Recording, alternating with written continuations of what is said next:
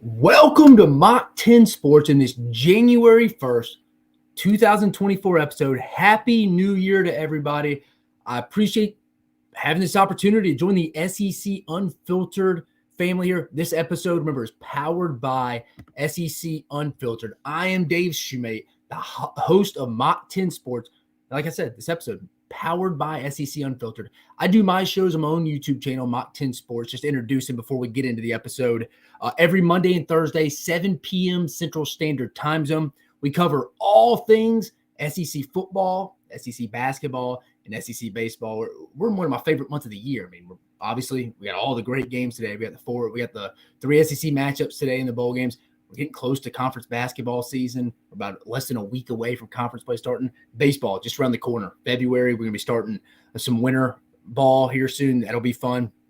Again, appreciate Chris and the Unfiltered family for having me on, being able to do some regular content over here as well. I hope you enjoy it.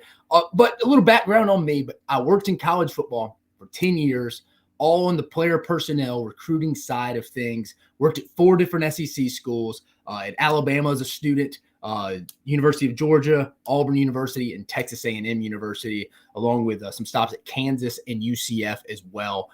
With that being said, talking about today's specific episode, I'm going to preview the SEC bowl matchups. We talked about all 3 of them. We obviously got the Rose Bowl, Alabama, Michigan. We got the Citrus Bowl. We got Tennessee versus Iowa. And then we got the ReliaQuest Bowl. But we all know, the OGs know, that is the Outback Bowl. I don't want to hear it. LSU versus Wisconsin. This is the Outback Bowl. I mean, SEC, if I'm right, the SEC used to get the Bloomin' Onion if you were an SEC fan. Big Ten shrimp.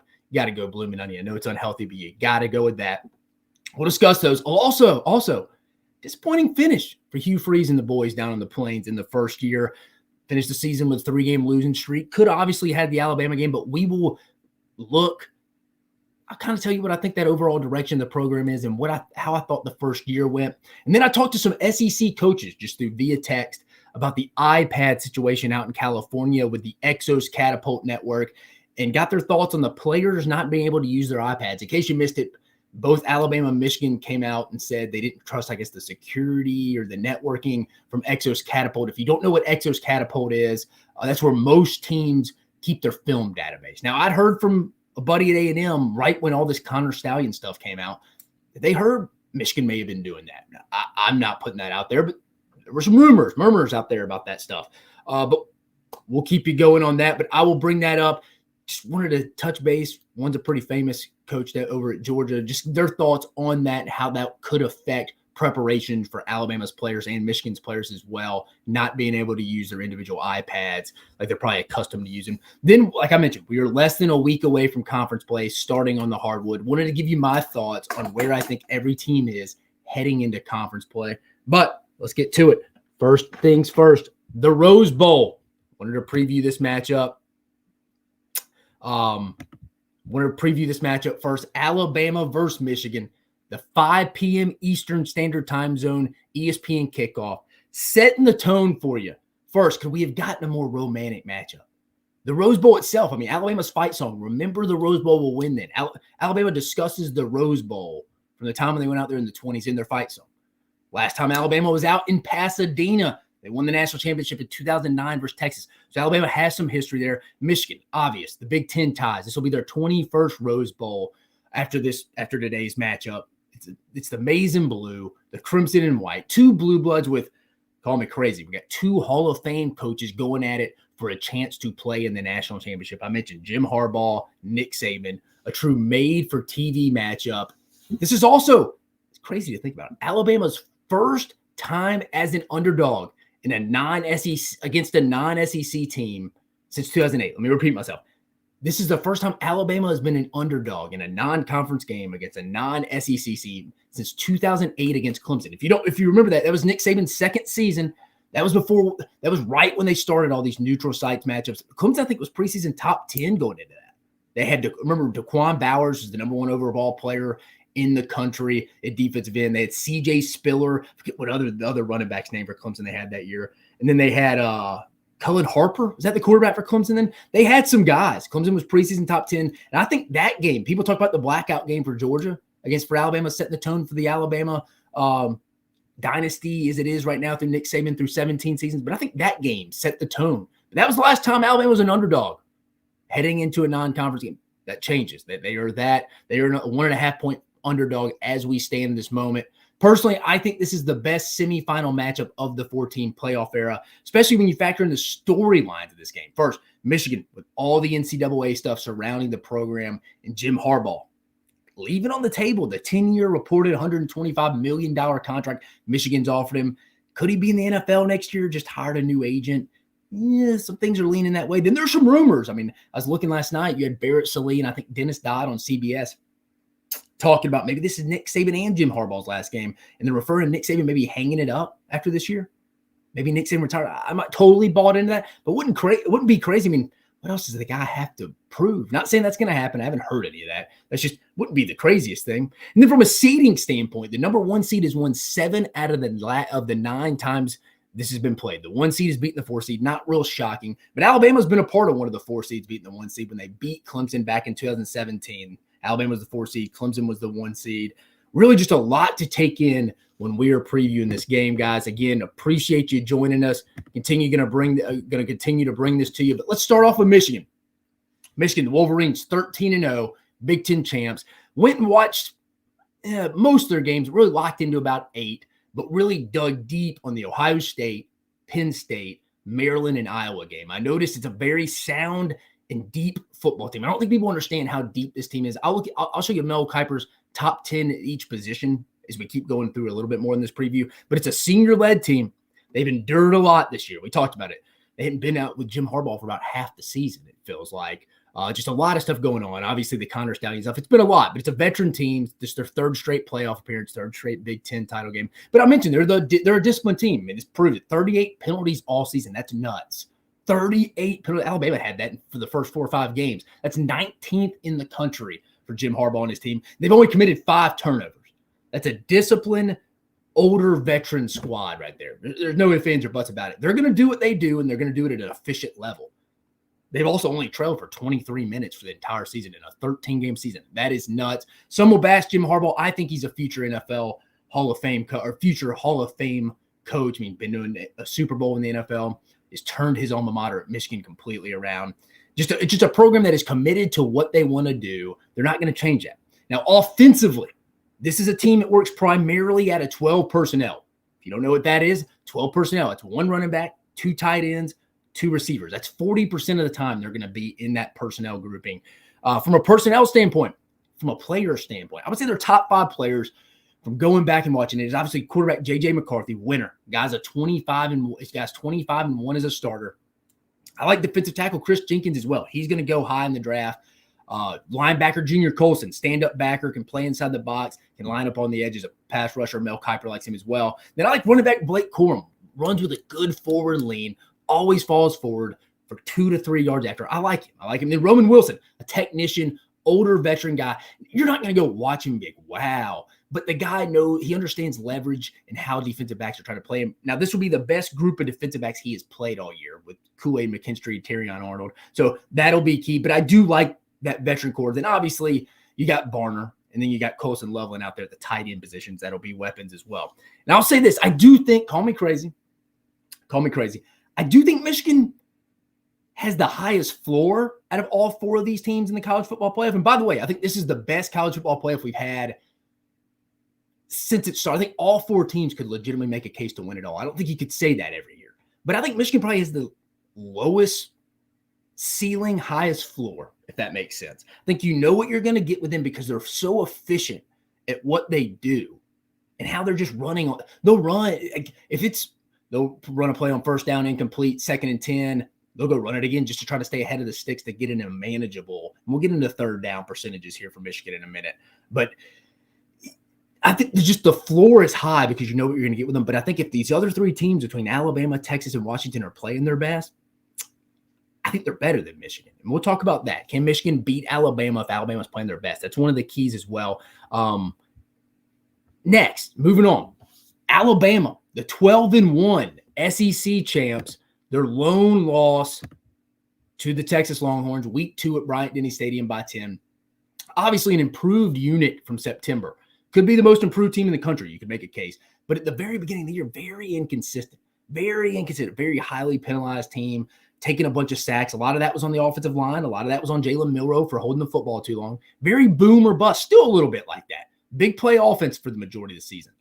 And obviously Jalen Milroe, massive improvement. He'll get the big notoriety about his improvement from a national media perspective. But how about the offensive line? And I know some South Carolina fans listen to the show, but Eric Wolford has done a fantastic job with this unit. They've improved significantly. I think when they inserted right guard Jaden Roberts into the starting lineup over Darian Dalcourt is when this offensive line started to gel a little bit. And then even going to the Arkansas game, you go back and watch that game, true freshman at left tackle, Caden Proctor, really improved there. Now, they'll line up some tight ends, Robbie Oots and guys like that to help, give him some help against in one-on-one pass rush situations. But it's been an improved unit, probably the most improved unit in the country for sure. Eric Wolford has done a phenomenal job. The Tide, a much younger team than what you'll see from Michigan. Again, the ceiling's through the roof, high upside team, but they're a much younger team.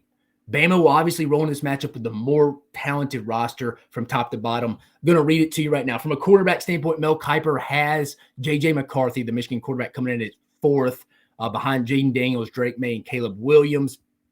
From a running back standpoint, he's got Blake Corum, running back, coming in at 5th, behind Jonathan Brooks from Texas, Trey Benson from Florida State, Audric Esteen from Notre Dame, and Travion Henderson from Ohio State. From a tight end standpoint, he's got A.J. Barner coming in at 10th for Michigan right there. And again, I'm talking about this is Alabama and Michigan. I'm going through his big board here. These players at top 10 at each position. Offensive tackle, he's got Alabama's J.C. Latham coming in at 4th in tackles. Moving down guards, Zach Zinter coming in at number 2 for Michigan, but he's going to be out. And going back and watching that Big Ten championship game, if you get a moment, I know busy, New Year's Day, eating your black-eyed peas, getting your roast in. I understand there's games starting at 1 right when we're done with the show. But Zach Zinter, go back and watch that game against Iowa. He got hurt, broke his leg late in the Ohio State game. They didn't have him in the Big Ten championship game. They struggled to move the ball. It's a solid Iowa defensive team, by the way. But that's not getting talked about enough. But Mel Kiper has Zach Zinter, who will not be eligible, will not be able to play today due to injury. That has him as his second guard in the NFL draft. Another guy coming in at center for Michigan. Told you, it's a veteran offensive line group, veteran team. Number 6, Drake Nugent from Michigan coming in. Defensive end, looking at it here too. We got Alabama's Justin Aboigboy coming in at 7th on Mel Kiper's board. Defensive tackle, another Michigan guy I like, coming in at number 6, Chris Jenkins. This is the deepest defensive line group Alabama's seen all year. They don't necessarily have a dude that really just scares you like some of these Georgia teams have had in the past, but they roll 8 to 10 deep. They're deep, and there's not much drop-off from either of them. There's not. But Chris Jenkins is probably my favorite out there. Off-the-ball linebackers, mentioned him at the beginning, coming in at number 4th on Mel Kiper's big board.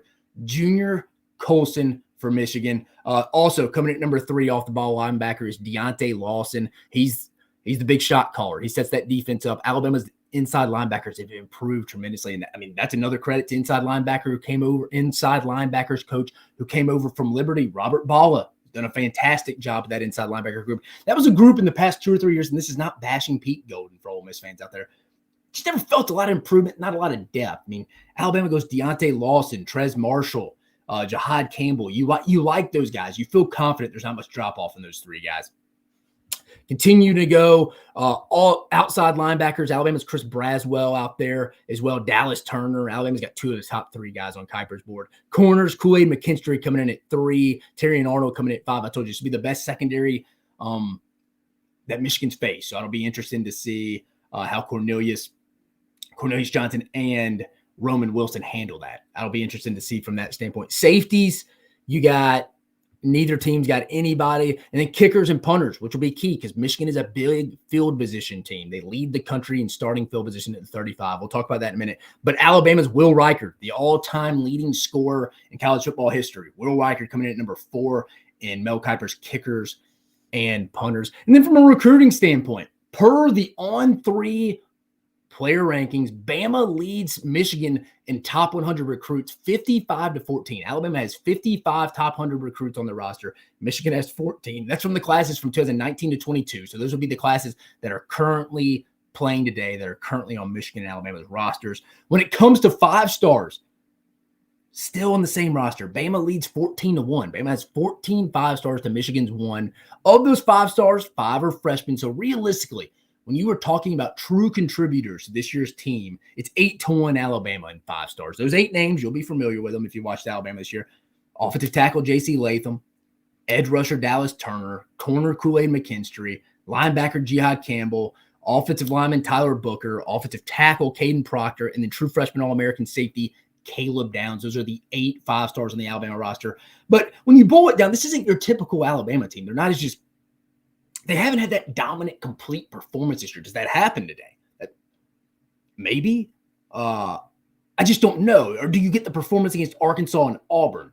It's Alabama team. They've played some great halves. They played some great quarters. They played some bad halves. They played some bad quarters. They just hadn't played a full 1 through 4 quarters game yet.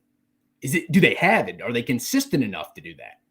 They're so boom or bust on offense. I don't know if they're made to do that this year. This is a team that's been down in a lot of games. Michigan hasn't. So that'll be interesting to see as well. But where this game will be won for Michigan, I think it starts with field position. I brought it up. Short fields are going to be key for Michigan, whether that's just off turnovers or big special teams plays. Michigan's average starting spot in the start – Michigan's average start is at the 35-yard line. Like I mentioned, that's best in college football, best in FBS. They average start is at the 35-yard line. That's incredible. They're going to need to keep that up today. Offensively, J.J. McCarthy, his rushing numbers aren't going to wow you, but he's going to need to use his legs. The recipe to beat Alabama more times than not in the Nick Saban era is your quarterback's got to have the day of his life, and he's got to be able to be mobile, make some plays, pick up some rushing yards, but also to extend the pocket and make some plays outside the pocket with his arm. I think J.J. McCarthy's going to have to use that. I mean, Michigan's very stuck in their ways. They do what they do, but if they're smart, if Sharon Moore, the offensive coordinator, and Jim Harbaugh are smart, they would go watch some of the stuff, the counter plays that Hugh Freeze put in with Peyton Thorne and use some of that read option stuff. I know they like to be under center and that 12 personnel stuff. They're in it 40% of the time. You've had a month. You got to add some new outliers, some new stuff into that system. Will they? And then defensively, I think the key for the Wolverines here is make Jalen Milroe beat you from the pocket. Jalen Milroe holds the ball the second longest of any quarterback in the country with 3.25 seconds on average to throw the football. He averages holding onto the football 3.25 seconds. That is second most out of any quarterback in the country. Now, Michigan would love for him just to sit in the pocket as long as he doesn't escape and extend plays like he typically does. And this is a reason why, when I'm bringing up this 3.25 seconds, he took a lot of sacks early in the year because he held the ball too long. Everybody was bashing the offensive line. I did a whole segment on my own show. You can go check it out on my YouTube channel, Mach 10 Sports, on Alabama missing on some guys. Now, I think they've developed this year. They've developed since I recorded that. Again, Jaden Roberts. I think he's been a massive addition over at right guard. Fantastic kid, by the way. Recruited him when I was at A&M from Texas or from Houston. But does a fantastic job. I think it's an improved unit. But again, this is where Michigan could hurt Alabama. They got to keep him in the pocket, the must rush. Jalen Milroe tends to hold the ball too long, but where it'll be won for Alabama offensively, I think Alabama winning this game is simple. The keys to victory is going to be simple, not the matchup. But offensively, Jalen Milroe is going to have to continue to make plays. He's just going to have to continue. I don't see him not having a good game in Alabama winning this game. Defensively, stop the run. It's very simple. Michigan's scheme, if you go watch them, their scheme will lead you to the ball with how they use their extra tight ends to try to create extra gaps on the outside. They're not trying to sugarcoat what they're doing. Michigan's, they'll throw some eye candy, some jet motion and stuff with Roman Wilson and stuff, but they're not trying to get your eyes all over the place. I mean, I like to put it like this. Their scheme will lead you to the football. From a passing game standpoint, freshman All-American Caleb Downs is going to have his hands full again, but he's played fantastic this year. This matchup will be key to watch. Alabama, surprisingly here, not great, has allowed 465 yards to tight ends this year. You know, Barner and Loveland, the two tight ends, the dynamic duo for Jim Harbaugh, they're going to try to take advantage of that. Alabama, 465 yards to tight ends this year, which ranks 101st in the country. Probably the best tight end Bama's seen this year. Some may call me crazy. Brock Bowers was 100% healthy when Alabama played him. But so when he was healthy, it was probably Jatavian Sanders, the tight end for Texas, week 2. Had a big game. Believe he had a score.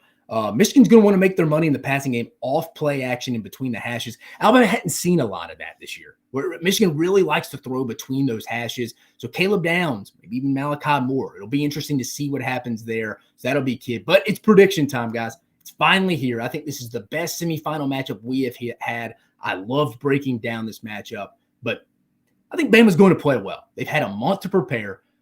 I think they just are too many resources within that program.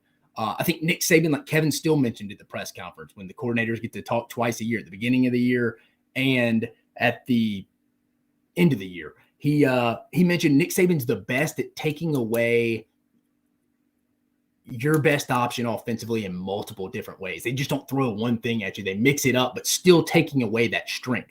There's too many resources, too many analysts. A month's a long time. The biggest question in my mind will be, can Michigan beat Bama if Bama is playing its best? I mentioned that at the beginning of the preview. If Bama's playing really well today, can Michigan match that? I know if Alabama plays how they did against Auburn and Arkansas, it can definitely lose and probably will lose. Let's be honest. Alabama stopping Michigan's run game and getting Michigan out of its comfort zone and winning the field position battle are the biggest keys in my mind.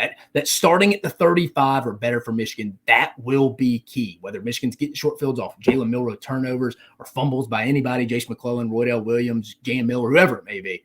Muff punts, Alabama struggled with that a little bit. Isaiah Bond's returning punts now. Kool-Aid McKinstry was killing them on field position. That's where Michigan makes their money. They don't beat themselves. But interesting stat here before we wrap up this prediction. Michigan's interesting third down percentages this year. 3rd and 3 or less, they convert 60% of the time. Yeah. 3rd and 4 to 6, they're 31% conversion, which ranks 120th in the country. And that's probably where they really want to be a lot. And then crazy. You probably would not believe me if I told you this. 3rd and 7 or more, they convert 44%, which is best in college football. If I told you Michigan 3rd and long was the best team offensively in college football, you'd be like, what? That's what the stats say. And stats aren't everything, but just some interesting third down numbers for Michigan there. But at the end of the day, I like Alabama's ability to hit more explosive plays. And the Tide has shown if they commit to stopping the run, I think they can do it. I think Alabama is a top 15. I look at the stat, they're a top 15 run defense when they add 8 or more men to the box. So when Alabama's committed to stopping the run, they're a top 15 rushing defense in the country. So I think it's going to be a closer game than people think, because Michigan is going to challenge the middle of the field, like I mentioned, between the hashes in the passing game more than Alabama's seen this year. But give me Nick Saban and Kevin Steele with a month to prepare to face an offense that likes to be 12 personnel. And I think Alabama feels real comfortable playing against that. I think Nick Saban loves that, honestly. And I think that favors the Alabama defense at the end of the day. I think we're going to get something 26-20 Alabama. I don't think it's going to be a blowout like people are thinking, because I don't think this Alabama team's built like that. Maybe I'm wrong today. Maybe I'm wrong. Again, can Michigan beat Alabama if Alabama's playing their best? I think that is a big question to keep in mind as we're reviewing this matchup.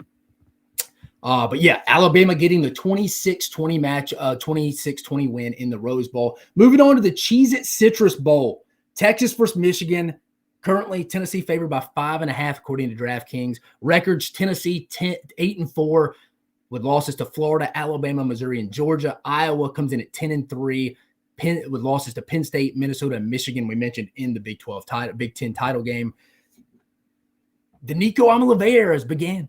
It's officially began. Joe Milton opted out of the Citrus Bowl, as we all know. Massive opportunity here for Nico in this Tennessee offense against a good Iowa defense that ranks 5th in total defense, 13th in rushing defense, 8th in passing yards allowed, 5th in passing efficiency defense, 5th in fewest penalties. Now, offensively, the Hawkeyes are on the complete other opposite end of the spectrum. And you as a college football fan, you know that. They're 127th in scoring offense, 124th in third down conversion percentage, 130 in total offense, 129th in passing efficiency. Now, in my opinion, I think this is a total narrative game for Tennessee. I don't believe in that much, but specifically this game. But, Tennessee fans, and they got a big media conglomerate, will ultimately use this game to decide how they look all offseason. If Nico goes out here, he's inaccurate, they don't look good. I don't think it's fair, but think about how Joe Milton was last year, propped up all year. Joe Milton had a good Orange Bowl. It's a Clemson team that had a lot of guys missing, like a lot of teams. But people carried Joe Milton like, hey, he could be a legit Heisman contender heading into this 2023 season. People are going to take right, wrong, or indifferent. We're all human beings. They're going to take, this is the last impression for 8 months. So it's a big narrative game. I think it's a bigger game than people think for Josh Heupel. I mean, 9-4. I'm stating the obvious. 9-4 looks a lot better than 8-5. But Tennessee has their fair share of guys out. They have more guys out than Iowa. I mean, Tyler Barron, defensive lineman, transferred to Oklahoma to Ole Miss. Addison Nichols, offensive lineman, transferred to Arkansas. Jack Luttrell, the defensive back, transferred to Arizona. Tamarian McDonald transferred to Ole Miss. Brandon Turnage, the safeties in the portal. Warren Burrell went to Georgia Tech. Another DB, Danico Slaughter, transferred to Arkansas. They're going to have most of their DBs out. Mo Clipper on the offensive line transfer. Connor Meadows transferred. Deshaun Rucker transferred to USF. Both starting running backs, Jalen Wright and Jabari Small. Jabari Small just opted out. Jalen Wright going to the NFL. You got Javonte Spraggins. He's out with an injury. Obviously, Brew McCoy still out. Kamal Hayden out. Keenan Peely still out. Arian Carter. And then we mentioned Joe Milton. He's out. Iowa in better shape. I think they're just without one of their better, when I was looking at it, better defensive line, one of their better defenders, Cooper DeJean. But at the end of the day, I think this game's going to be closer. The line, what did I say, is 5.5, 6.5. What are we at right now? 5.5 right now. I had it early in the week at 6.5 Iowa because I think Tennessee's just missing so much.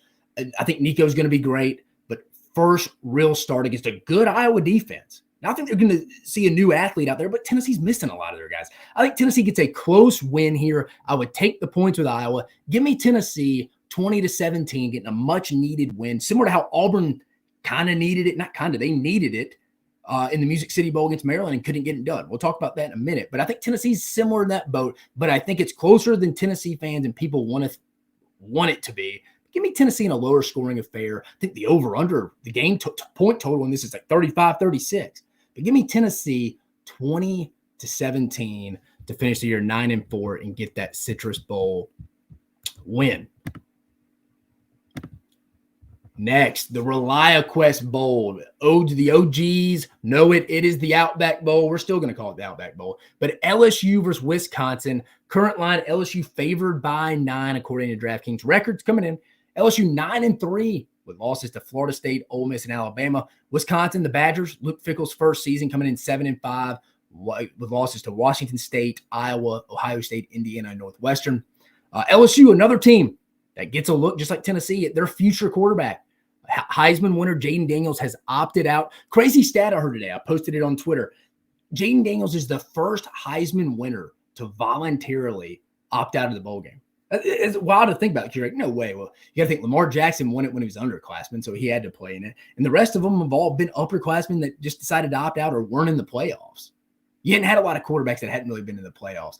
You remember Caleb Williams was an underclassman last year, and he won it. He played in the Cotton Bowl. So that's just a combination. I don't fault Jaden Daniels. It is what it is. It's the time we play in. But usually it's usually an upperclassman who wins it. They're usually in the playoffs. Just a weird circumstance, but I didn't think about that till I heard that. But I love this quarterback matchup. I really do. Garrett Nussmeier, I feel like he's been at LSU for a while. You love to see that. Kid truly loves LSU, wants to be the quarterback at LSU, so he stuck it out there. And then Tanner Mordecai making his last college start for the Badgers, the SMU transfer. When I was at UCF, we played him. I thought he was one of the better quarterbacks in our league that year in the AAC. That was a year we had was it Desmond Ridder over at Cincinnati the year they made the playoffs? I thought he was much better than Desmond Ridder. But Nussmeier will definitely have more weapons to play with. As Malik Neighbors and Brian Thomas Jr. said they were definitely going to play in this game. Now, maybe they roll out pregame warm-ups and say no, but they're saying they're playing. So that's a massive advantage for LSU still. Because remember, Nussmeier got in the SEC championship game last year against Georgia when Jaden Daniels went down and had a hell of a game. He played well. Luke Fickell, like I mentioned, first season, great coach. Battle of former Cincinnati coaches, if we want to be honest. Brian Kelly was at Cincinnati for his time at Notre Dame. Obviously, Luke Fickell was at Cincinnati, took him to the playoffs, now at Wisconsin. So that'll be a good matchup right there. Two names, if you're an LSU fan or SEC fan, to keep an eye on. I think they have big games. Two young cats here. I like linebacker Whit Weeks and Deshaun Womack. Last time those two guys had big games were against Arkansas. I like both those guys. Whit Weeks playing the inside linebacker spot. Deshaun Womack, kind of edge rusher, defensive end. I expect them to have big games today. Wisconsin, I think they're 8-1 in their last 9 bowl games, which, I mean, new tenure, new staff, but still. Wisconsin specifically this year, though, has beaten as many teams with winning records as I have. It's 0. That's the big donut. And I don't think that changes today. The first day of 2024, LSU just too many weapons, just a massive matchup advantage, massive Malik Neighbors and Brian Thomas Jr. are going to play in this. Massive. I think that's a big advantage right there. I think Brian Kelly knows you want to get that 10th win. You want to go get 10 wins. I think LSU is going to be ready for this. I think they get something. I think LSU, give me LSU 35-28 to get that win. So I got all three SEC teams advancing to win. I think Alabama wins a close one. Tennessee wins a close one. I think LSU is just going to out-athlete a Wisconsin team that doesn't really have a great win. Again, has not beat a team with a winning record this year. So that's kind of just a wrap-up of the SEC bowl season, or not wrap-up, just preview of the SEC bowl season. Let me answer a question here. Does Liberty cover the spread? Probably not. Bo Nix wasn't playing. I'd say no. I think Dan Lanning is running that program like a type shot. I think eventually he probably gets the Alabama job if he continues to have success in the Big Ten with their transition up to the Big Ten next year at Oregon. I think he's going to have them locked in. Dan Lanning and that crew, they're not the kind that just want to sleep like this. They understand. It's a big right, wrong, or indifferent. It's perception. You got 8 months to hear about this. Bowl games still matter from that perspective. It's about momentum, whether right, wrong, or indifferent. You shouldn't take a ton from one game, but we're human beings. We do. I think Dan Lanning understands. I think Oregon big here. I don't really think the group of 5 reps this year were that great. I mean, look at SMU losing to an average Boston College, 6-6 Boston College team. Look at Tulane losing to an average who was it? Virginia Tech in their bowl game. And it's a bowl. It is what it is. That's why I'm just not a big fan of the group of 5 getting an automatic rep. I don't think Liberty was that great either this year. I think Jamie Chadwell, fantastic coach. But if Oregon comes out ready and prepared like I think they will, I think they'll handle this game. But appreciate the question of Marion Ivy. But moving on, Auburn and Hugh Freeze finishing the season disappointing after a big loss, a real uninspired loss. It looked like from going back watching it. I was at the Peach Bowl. I was watching it on my phone along with the Alabama Liberty basketball game on too. So trying to just watch all this SEC stuff. Auburn's just an unmotivated, unprepared team, and some of Hugh Freeze's post-game press conference quotes alluded to that.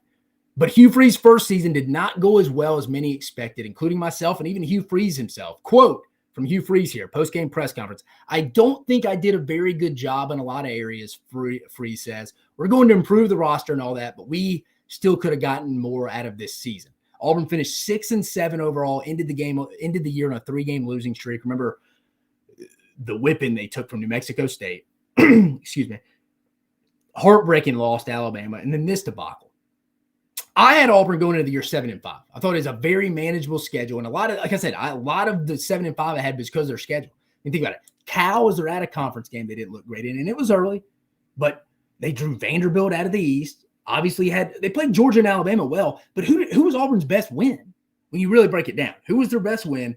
I mean, probably at Arkansas, but Arkansas had a losing record. That was the best game Auburn played was Arkansas, but their best win – they had some chances against Ole Miss. Yeah, it was probably. I mean, Auburn's the biggest takeaways they had this year were probably their performances and losses to Georgia and Alabama.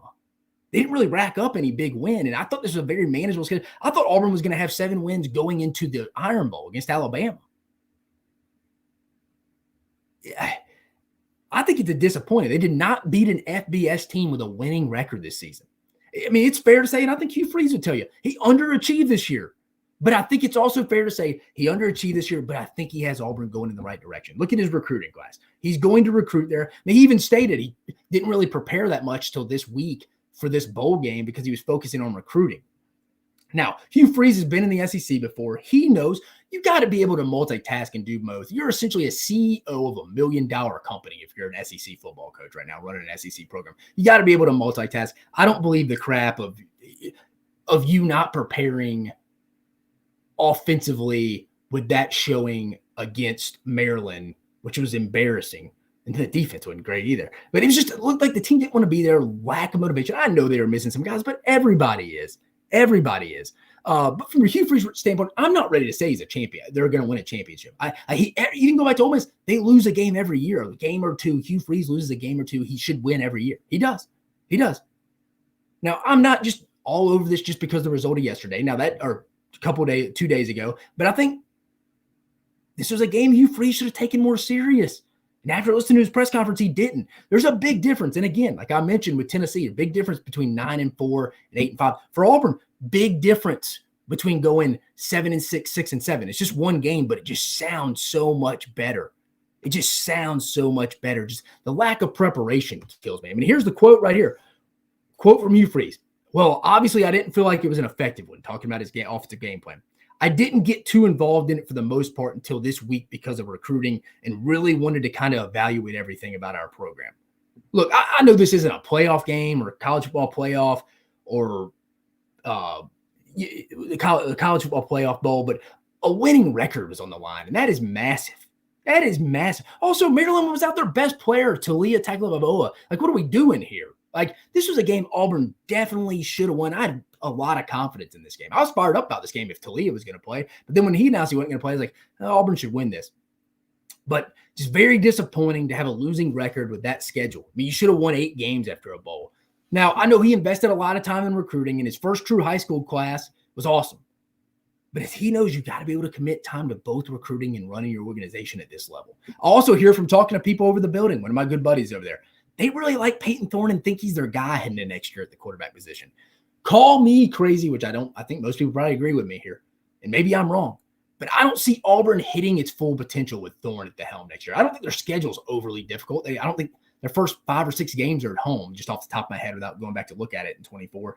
But they get Cal at home. Again, not a tough non-conference tough non-conference opponent. But at max, they would get 8 wins with Peyton Thorne again. You have to bring someone in the portal to come compete for him, or you have to. It's baffling if they're going to roll with him, but that's what I'm hearing. Now, this was before the bowl game. It's about a week before the bowl game, 4 or 5 days maybe before the bowl game. The Hank Brown came in and played decent, but I also don't think he's the guy either. Nothing against Peyton Thorne, though. Here he's a fantastic guy, high character guy, first one in the building, last one to leave. Work ethic's there, but it is what it is. Auburn, at the very minimum, has to go get a quarterback to push Peyton Thorne. I think at the end of the day, though, for the Hugh Freeze era, is this loss a destroying loss for his tenure? Is it going to kill his tenure? No, absolutely not. But I do think they left a lot of meat on the bone this season, especially when you factor in this was a very easy schedule. I think they should have had 8 wins after bowl games. I think this should have been an 8-5 team. 8-5 team with a chance to be 9-3, 9-4. But I do think a very disappointing end to a disappointing first season on the Plains for Hugh Freeze. I really don't even know how you could defend it as Hugh Freeze. And it sounds like he's aware of it too, or an Auburn fan. Recruiting was great, but again, you had a winning record on the line at Auburn. That's Auburn's 3rd straight losing season, going back to 21, 22, and 23. That shouldn't be happening. But again, I think bright future for Auburn. Don't know if it's going to be championship level future, but it's a bright future, just a disappointing finish to a disappointing season, in my opinion.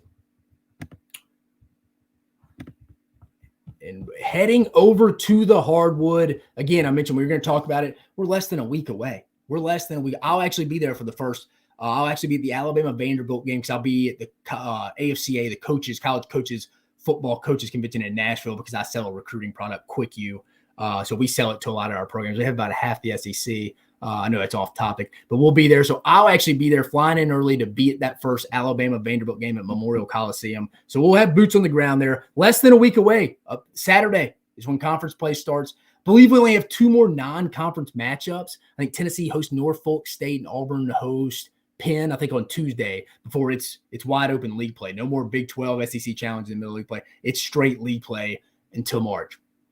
But as we stand right now, I think we're going to have a wide open league in regards to competing for the top 4 spots. Joe Lunardi on, I think, the day after Christmas, December 26th, currently has 9, as of December 26th, has 9 teams from the SEC in his bracketology, his early bracketology, which leads all conferences, even the Big 12, which I think is probably the best conference.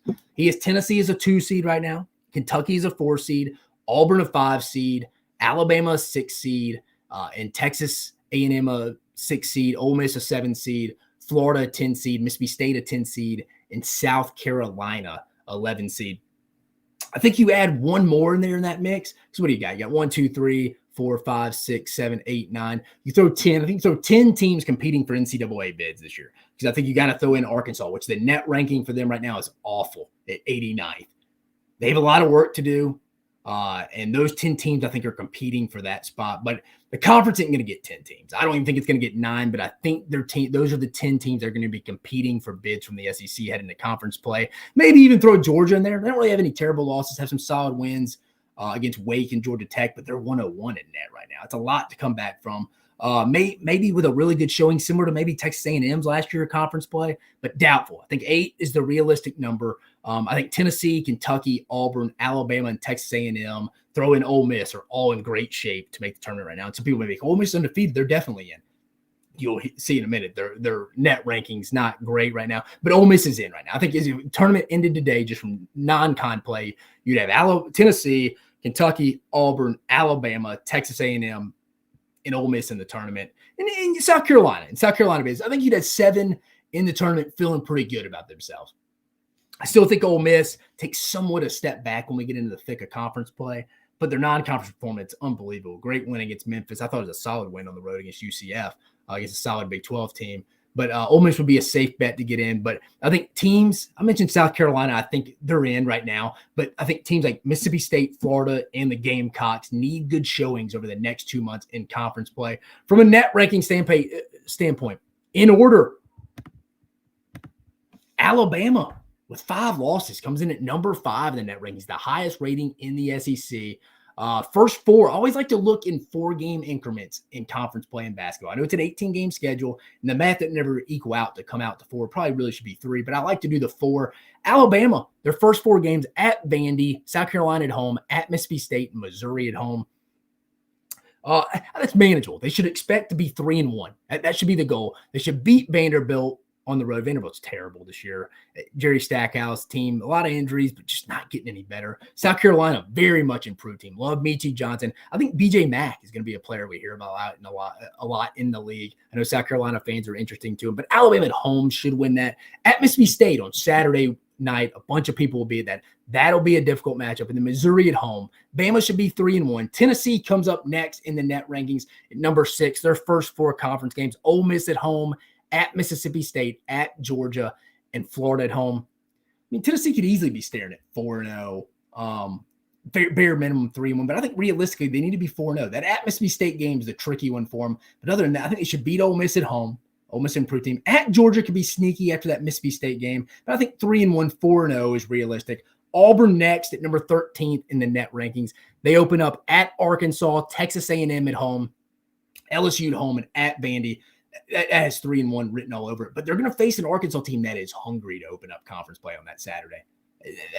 They could be walking into a buzzsaw, Bruce Pearl and his Auburn team right there. Auburn needs to be 3-1, though. I mean, they could drop at Arkansas. A&M at home, they should win because A&M's a lot different team on the road. They don't get as many foul calls. They don't get to go to the free throw line, which is where they make their money. So it's tough to go play at Reed Arena in College Station. But on the road, it's a little different because they're obviously just not getting the calls. That's what kills me in basketball. Some fans are like, we didn't get the calls on the road tonight. They shot more free throws for us. It's like, well, yeah, it's a home game. It's just how it's going to work. It is what it is. Not saying it's right. It is what it is. But Arkansas, with at Arkansas, Texas A&M, LSU, and at Vandy should be 3-1. Or Auburn should be 3-1. The Cats, Big Blue Nation, Kentucky coming in at number 23. Their first 4 conference games at Florida, Missouri, at Texas A&M, and Mississippi State at home. The A&M one's going to be challenging. I think that's another 3-1 start for Kentucky right there. Texas A&M, speaking of them, coming in at number 24th, Buzz Williams and his team. They open up with LSU at home, at Auburn, Kentucky at home, and at Arkansas. That's tough. That has 2-2, maybe 1-3 if you play bad right now. LSU should be a win. That's another cellar dweller team this year. At Auburn, I think Auburn's arena is the toughest place to play in the league. I'll be honest with you. Kentucky at home, maybe it's when they get. At Arkansas is tough. Bud Walton's tough. I think that's a 2-2 start for Texas A&M. That's one of the tougher starts right out of the gate of anyone in the league. For the teams, I think it still has some work to do in conference play. Mississippi State coming in at 34th in the net rankings. They open up at South Carolina, Tennessee at home, Alabama at home, and at Kentucky. That's probably the hardest start. There's not an easy one there. Those are all 4 tournament teams right now. South Carolina, Tennessee, Alabama, and Kentucky. Need to get 1, Mississippi State. Bare minimum 2, you're dancing in the streets. You're dancing all the way to Tin Roof in downtown Starkville or in the district. You're fired up about that. 2-2, you're probably raising that net ranking up from 34. That's probably the toughest schedule, first 4 games I've seen in conference play yet. South Carolina coming in at number 44, open up with Mississippi State, at Alabama, at Missouri, and Georgia at home. It's doable. I think you should get at Missouri and Georgia.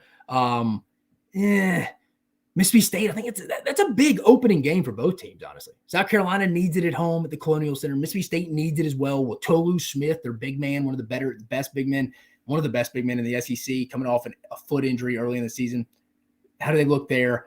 Very manageable schedule for South Carolina. Could easily be 3-1, depending on what they did in that Mississippi State game. At Alabama, they could go cause havoc. I think B.J. Mack's a matchup issue for people. I like him. I like him a lot. Alabama could have had him as well. Alabama wanted him. I think favorable first 4 games for the Gamecocks. I like at least a 2-2 start.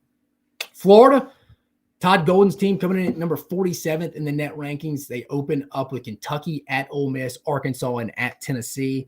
It's a 2-2 start to me. That's a 2-2 start. Ole Miss coming in at number 59th. I told you they're a little higher than people think. I don't think there are 59 better teams than Ole Miss right now, but that's where they are in the net rankings. Even though they're undefeated, they open up at Tennessee. It's going to be a tough one. I think Ole Miss just has to go play well in that game. I don't necessarily think anyone expects them to go win it. They get Florida at home. That's where they need to win. Vandy at home, they should win. And at LSU, I think Ole Miss is a 3-1 team right off the bat. That'll help their 59th net ranking move up. Arkansas, team that needs to do some work. The next 2 teams. Arkansas, like I told you, net ranking of 89 right now, needs to get going. They need that Auburn win at home. That's almost a must win. I know it's early. That's a must win at home. I think Arkansas, Muss and the boys need to get that going. They're not a bad shooting team this year, Arkansas, especially at home. I think they just need to start taking a little more. They're going to defend well. I kind of like Arkansas in that first one. I know we're a couple of days away, but they start off with Auburn at home, at Georgia, at South Carolina, and Texas A&M at home. And you win the Auburn game, it could be a 4-0 start potentially. I see a path to 4-0. Realistically, though, Muss and the boys should be trying to get to 3-1. Georgia, another team with a solid non-con, but sitting at 101 in the net rankings, opens up at Missouri, Arkansas at home, Tennessee at home, and at South Carolina. That's 2-2, 1-3 right now. 2-2 would be fantastic for Mike White and the boys. 1-3, I think, really. I think they beat Missouri, lose to Arkansas, Tennessee, and at South Carolina. I think their best shot to probably get a win there is probably maybe Arkansas at home, just because you never know what Muss's team's going to be, especially if they come off a big win at home to Auburn. They're so high and low at home sometimes. That'd be interesting. I think that's a 1-3 start for Georgia, which is what they don't need if they want to move that net ranking up. Then some of the cellar dweller teams coming in that I don't think really have a shot to make the tournament unless they have some phenomenal non-conference record. But Missouri comes in at 102. They open up at home with Georgia, at Kentucky, South Carolina, and at Alabama in their first 4. LSU coming in at 138. At Texas A&M, they open up with Vanderbilt at home, at Auburn, and Ole Miss at home. And then Vanderbilt, worst team in the league, I think, coming in at number 272. Open up with Alabama at home, at LSU, at Ole Miss, and Auburn. Only shot there is maybe at LSU, but I don't see it. Briefly talking about Missouri, it's just like their bench can't. Too much was lost with Demoy Hodge and Kobe Brown. It's a lot of their guys off the bench last year. Noah Carter, Cam East, Nick Honor. Those are bench guys. Those are your 7th, 8th, 9th guys. Those aren't your starters, and those guys are trying to lead the way. They brought in the guy that's been in Arkansas before, the big 7-footer, Connor Vanover. It's just nothing against Dennis Gates. I like what he's doing at Missouri. They had a great run last year, made the tournament. I just don't think they just really have the talent this year. LSU, I don't know if Matt McMahon's going to make it, man. It's a rough year. I just don't see them winning many games. And then Vanderbilt stacking the boys, bunch of injuries, just not a very good team. But that's where we stand right now. Heading into conference play, a couple of days away, coming in on Saturday. Starting on Saturday, a lot of great matchups. Just wanted to give you where some teams stand right now. I think we got, right now, like I said, Joe Lenardi's got 10 SEC teams in. I think 8, 9 is more realistic. I think if you're an Alabama, Tennessee, Auburn, Kentucky, Texas A&M fan, you feel really good about your tournament chances right now if you're one of those 5 teams. I think you also feel good right now from a pretty good standpoint, but you got to do well in conference play if you're Mississippi State, South Carolina, Florida, and Ole Miss. And then I think Arkansas and Georgia have work to do, with Georgia having a real outside shot. But Arkansas, a team that Muss and the boys usually struggle this time of year right out of the gate in conference play. I don't think they can afford the start they've had in previous years in conference play this year. I don't think they can afford that. I think they got to get off to a good start. That Auburn game, probably the most interesting game of the first slate of conference games on that Saturday. Auburn at Arkansas. Keep an eye on that one. But just want to talk some hardwood. Then before we get you out of here, just wanted to bring up some text messages I got from some coaches. Let's pull it up right here. Talking about the individual matchup or the iPad debacle over in California from the Catapult Exos. Remember, if you missed the beginning of the show, I talked about what that was. That's the film database for most teams in the country. Some teams use DV Sport. Some NFL teams are DV Sport. That's just another film database out there. It's either your Exos or your DV Sport. But most teams are Exos, and it sounds like they had some security issues, or Alabama was concerned about Michigan maybe hacking in. But then Michigan, their media day at the Rose Bowl said, I think Roman Wilson said their coaches weren't letting them use their iPads individually in their hotel rooms. So how does that affect players watching film? I asked some coaches I trusted, some guys around the league. Got some short answers, got some long answers. I'm going to go over two of them for you real fast. One coach, big-time coach in the league, said not many players, none of his players at his position group watch film on their iPads much anymore, so he didn't think it'd have a big impact. And then I'm actually going to give you three. And then another coach in the league was a little bit more adamant about it. He said, one, as a coach, if there's something that guys must see, I'm going to make sure they see it with me several times, mainly schematically. So they're going to watch a ton as a group, watch a bunch of cut-ups that he thinks they're going to have to hammer home, or something they're going to see a lot, or something they're going to do a lot. And then the second point, for a bowl game, they've had 15 practices on it. This isn't just your normal week. They got it. They should be locked in. He said, number three, however, great teams have positions that will study their individual matchup. He's talking about if a wide receiver is going to study tendencies on alignment of a corner they're going against, or a defensive end is looking up how an offensive lineman's set is. Is he picking up run or pass before the ball's even snapped? Stuff like that. Like he said, number three, however, great teams have positions that will study their individual matchup and pick up tells, such as light stance or right foot up. He's talking about offensive line play, just like I did as well. And then the last one I got, pull that one up. This guy thought it was a big deal. Thinks it's a big deal. He's a former player, might as well, because you want the guys to watch on their own as much as possible, he states. Don't know if it'll affect the coaches, but may disturb some players who have their own personal routine of getting ready for the game, which we mentioned, which the previous coach mentioned, them just kind of getting some tendencies against their individual matchup. So, I mean, is it that big of a deal? No, especially with this much time in between games. This isn't just a week where you're really you get the game plan, you're working on Sunday, Monday, and then you're probably giving a lot of that to your players for them to digest for 3 or 4 days. You've had 15 practices over a month. So I just wanted to touch on that because I got some buddies that didn't work in college football that hit me up asking my opinion about it. I was like, hey, I'll reach out to some coaches that I think would have some good insight, some guys that are coaches that are now former players on how they would have prepared, some guys that didn't have that background, but some big coaches in the SEC getting back to me on that perspective. I appreciate that. But that's it. We got a fantastic day ahead in college football. 3 major SEC matchups: Rose Bowl, the ReliaQuest Bowl, aka the Outback Bowl for us OGs, and then the Citrus Bowl. Got a lot. It's just fantastic. We got college basketball just around the corner. But today's a big one. I appreciate the SEC Unfiltered family bringing me on to bring this on. I'm going to start bringing on some consistent content. Remember, this episode was powered by SEC Unfiltered. I appreciate Chris bringing me on. I hope everybody has a fantastic New Year 2024. Bring it in. Kiss your loved ones. If you want to go follow me at Mach 10 Sports on Twitter, Facebook, Instagram, TikTok. Again, our show goes every Monday and Thursday at 7 p.m. Central Standard Time Zone. We cover all things SEC football, basketball, and baseball. I appreciate you taking the time on your January 1st away from your family to get fired up for today's big matchups. Again, I hope you have a fantastic day and appreciate you joining us.